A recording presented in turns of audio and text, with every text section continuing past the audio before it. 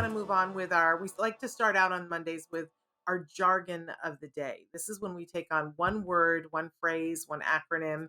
We try to figure out what in the hey, nani, nani are those experts talking about? And why can't they explain it to us in terms that we can all understand, right? Well, here's the thing about jargon. We use jargon in the good sense, we use jargon as a way to get things done faster. So if we all understand and have come to an agreement that these are our jargon terms, then we're going to get things done faster, right? Like there's a whole set of jargon. I used to be a waitress. I waitressed my way through high school and college and graduate school.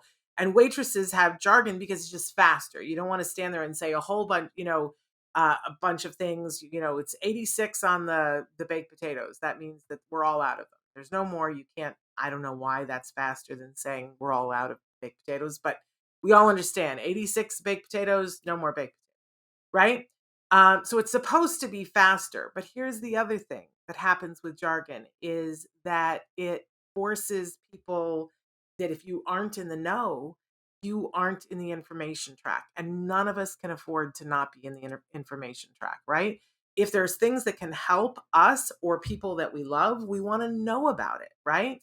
So we take on the jargon here, one word, one phrase, one acronym at a time. We first give you the actual definition. We often make fun of the actual definition. Then we give you a working definition and we try to put it in a context so that we begin to see why would this even be worth my time to know what this thing is, right? Uh, yes. Okay, so today's jargon term is visual support. This is something we've never done this jargon term before because it's one of those things that it comes up a lot. And I think a lot of people just assume that we all know what we're talking about. But I like to shed a little spotlight from time to time because maybe there are parts of this that we're not thinking of in all the flexibility of all the way that we could. So let's go first to our visual supports, actual definition, and let's see what it says. Visual supports is pictures or other visual items used to communicate with individuals who difficulty understanding or using language. So there's a lot there. This is not one we're going to make fun of. It's not crazily out of reach, but I wanted to put it here because I love that it's very vague, right? So it's pictures or other things because it could be a three-dimensional thing, right? It could be text. And we use it to communicate to individuals who maybe are having difficulty understanding or maybe are having difficulty using language. So we have both the receptive and the expressive here. And I want to make sure that we talk about this in the broad enough terms that we all use visual supports. There is not a one of us here that is not using visual supports of some kind. And you might be thinking to yourself, no, wait a second, Shannon, there might be folks on here who are visually impaired or even blind. Are they using visual supports? Well, we would include Braille as a visual support, as something that is able, that's in a place that we can get some information from. Or for some people who are visually impaired, who have the ability to see some things, we might use large text, right?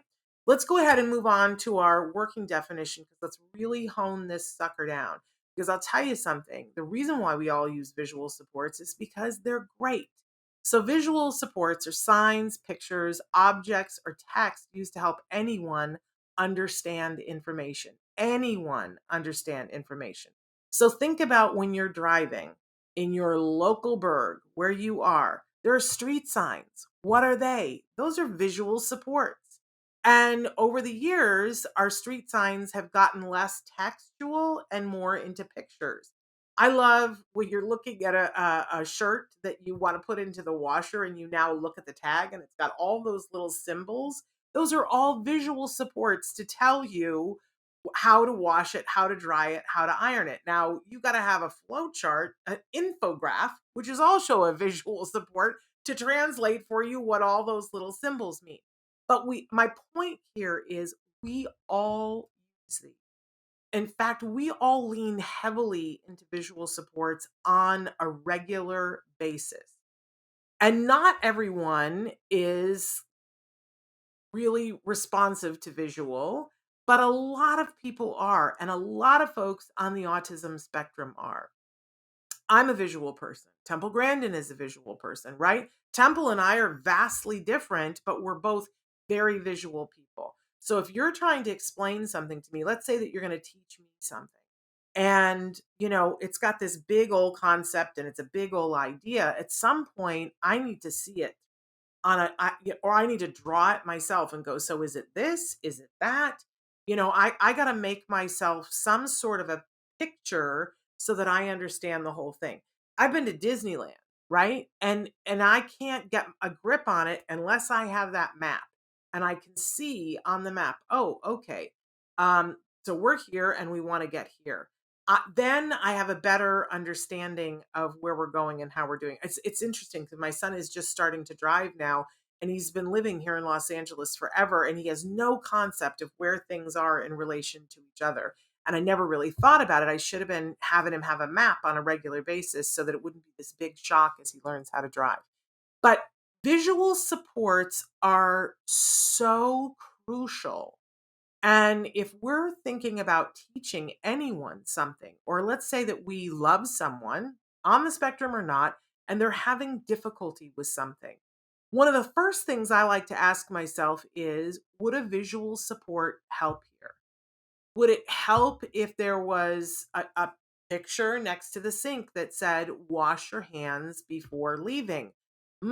Is that why every single restaurant has that in its restrooms to remind its employees to wash their hands before leaving?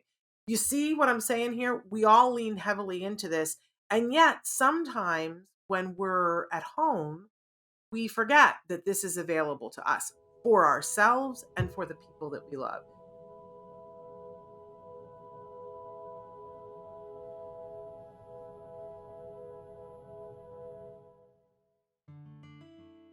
Thanks for watching Autism Live. If you found anything helpful in this video, please give us a like. In fact, make sure that you smash that subscribe button on YouTube and give us a like on Facebook. You can also follow us on Twitter and Instagram for important updates. And please download our free podcast wherever you get your podcasts. See you next time. Until then, give your kiddos a hug from me and one for you too. Bye-bye for now. To subscribe, click here. And if you'd like to check out some more of our videos, click here.